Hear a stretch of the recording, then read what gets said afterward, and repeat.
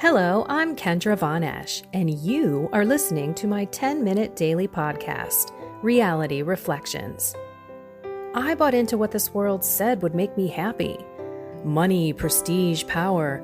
And hey, if it feels good, do it, because life is stressful, so party hard. Do whatever makes you happy. But that didn't quite work out, because I felt even more insecure, full of fear, shame, and anxiety, and never, ever good enough. Then God found me and flipped my reality upside down and transformed my life. And I want this for everyone. So I left my executive career to help others find true acceptance, supernatural peace, joy, and love that only comes from a relationship with God. Here is my reality reflection for today. Alrighty, my voice is a little crazy. I've been breaking out in hives. I don't know what's going on. I've been taking Benadryl and it's just knocking me on my butt. I'm going to try to go get some other meds at the pharmacy. Any suggestions out there for for hives would be great. Send me a note, Kendra at kendravonesh.com. I also want to remind everyone that I do have a video prayer program for you, if you're one of those people that has yet to start a daily prayer life, I can help you do that. Just go to my website, kendravonesh.com. I'll put in the link also in the description so you can check it out. It's me walking with you every single day. I send you a video for 3 minutes every day. We chat and then we work on something, kind of like this podcast. But it's a little different because there's actually a document that helps you kind of walk through each day.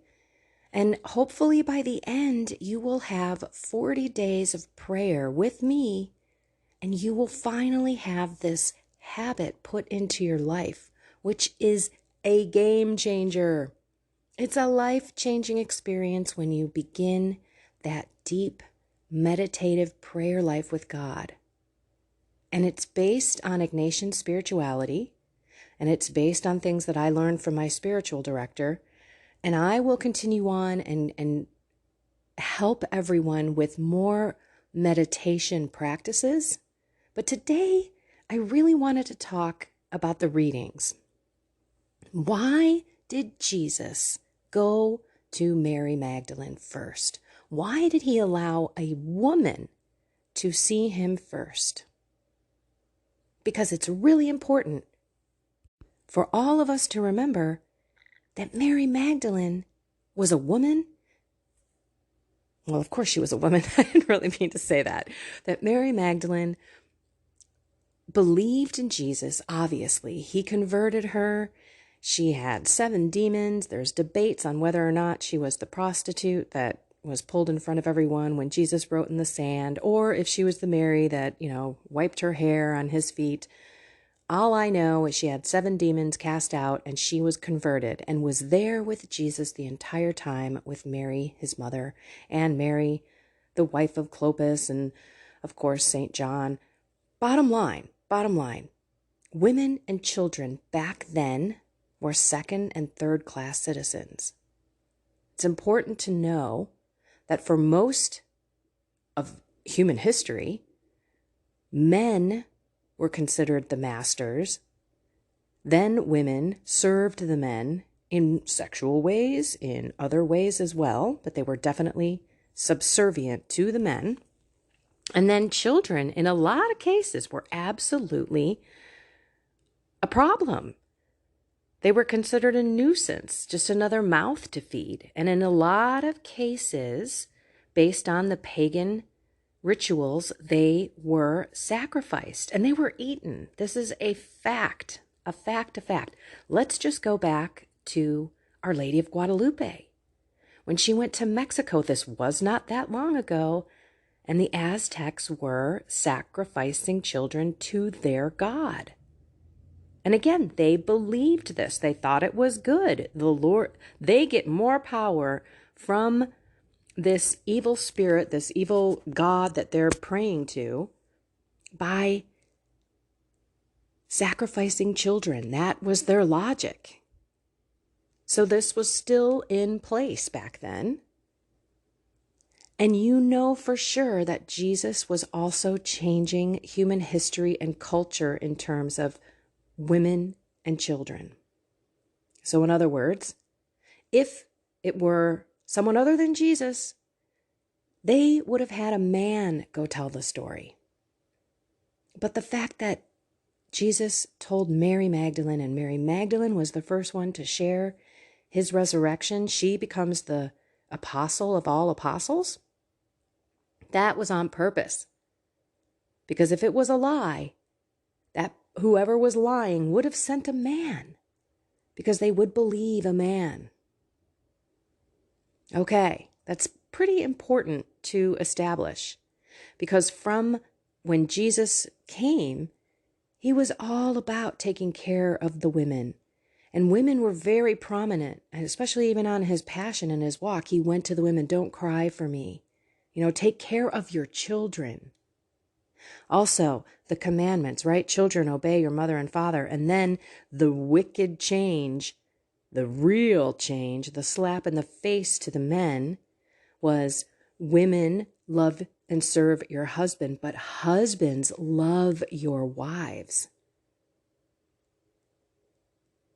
And back then, you could have a concubine, for crying out loud. It was a person to use for sex, for things, right? Do this for me, do that for me. There wasn't this loving relationship like God wanted from the very beginning with Adam and Eve.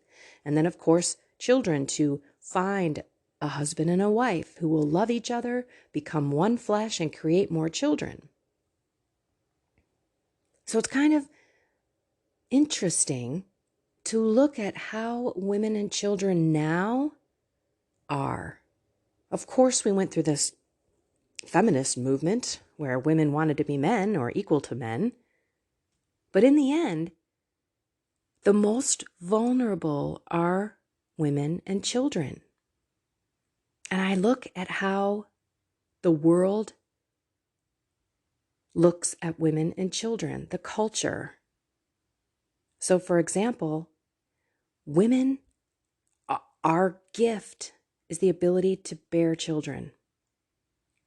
And Satan is attacking the woman, making the woman feel like that is such a low-class thing to do. Barefoot and pregnant. Shouldn't you be more?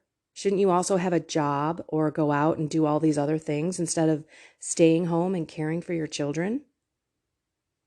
Now, if you're one of those women who go work, I know that a lot of times we have to. You can't make ends meet. But back in the day, you didn't. Men were able to support their families, and women could stay home and raise the children. And that, in the end, in my personal opinion, is the way God wanted it.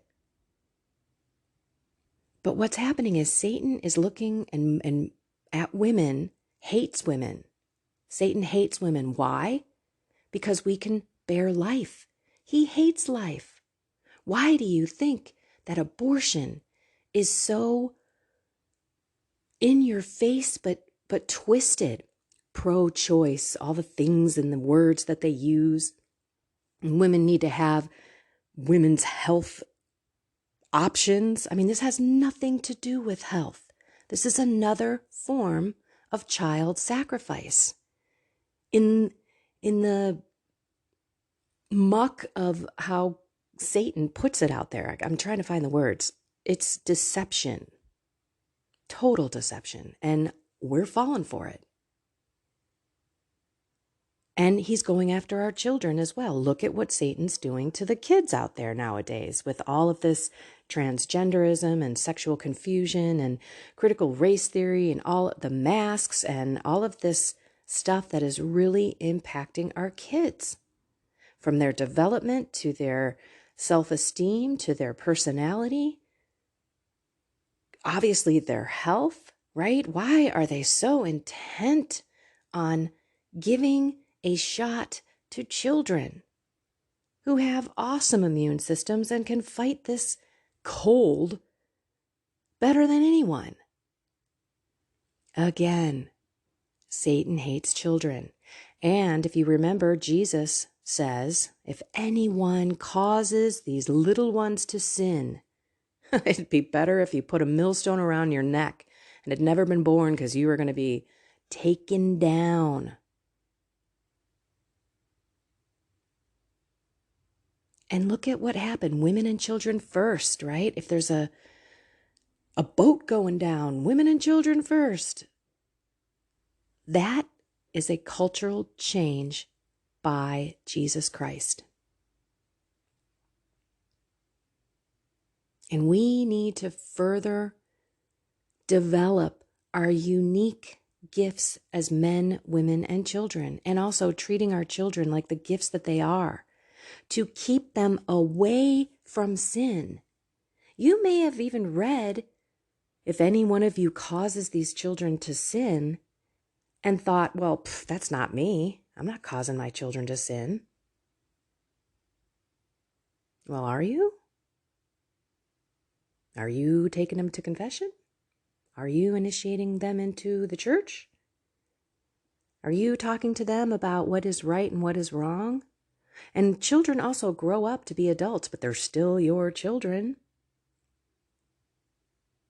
Causing one to sin doesn't mean that you teach them and push them into sin. Causing them to sin is also not speaking up when they are sinning. This is why I think it's so important for all of us today to speak truth and to not worry about whether our children hate us or not because of what we say, because the truth is not easy to accept. A lot of times the truth goes against what we're doing, but yet we know what truth is. It's a beautiful gift of faith from God. But we all struggled with the truth for, I'm sure, long parts of our journey. I did. So, Mary Magdalene is the first person who sees Jesus, and she's a woman. And if you are a man or a woman listening to this, this is just another reminder that we need to speak out against the wrong that is happening in the world, which is everywhere now.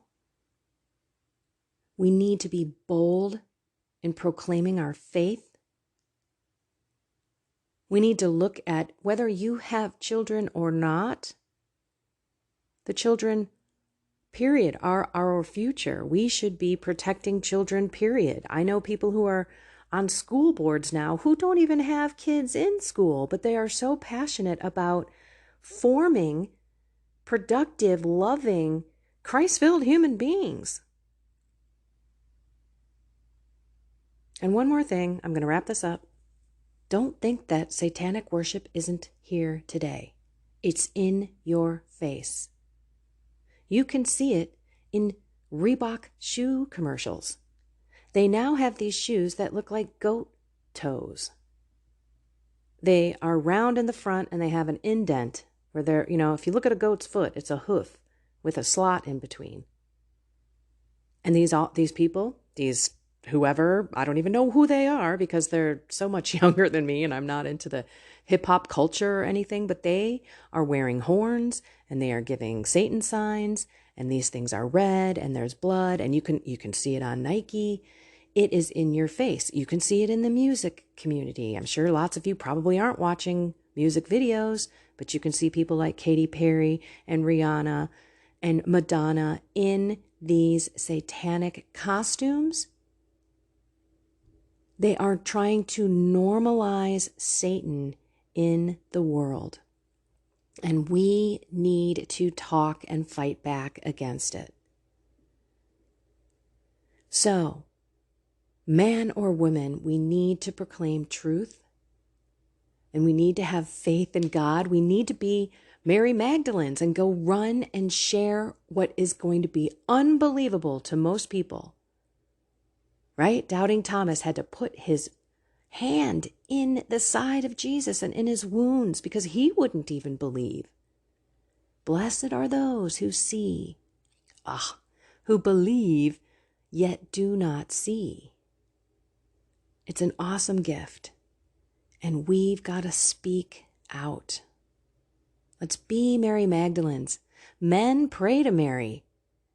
Let's think about Mary's 7 demons. I'm sure we can all relate to quite a few of those demons in our lives.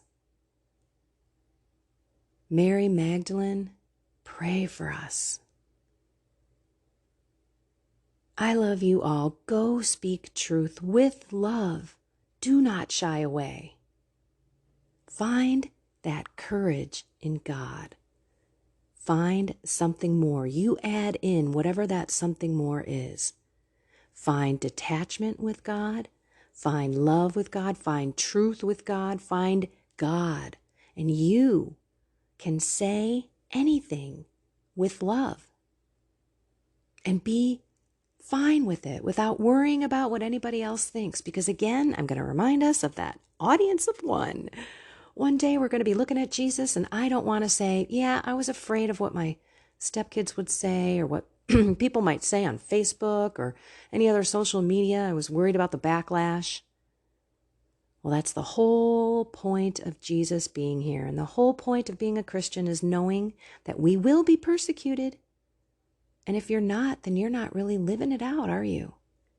We should be joyful when we have that persecution as well, because we know we're doing God's business, right? All righty. Go be truth, everyone. I'll talk to you tomorrow. Have a blessed and inspired day.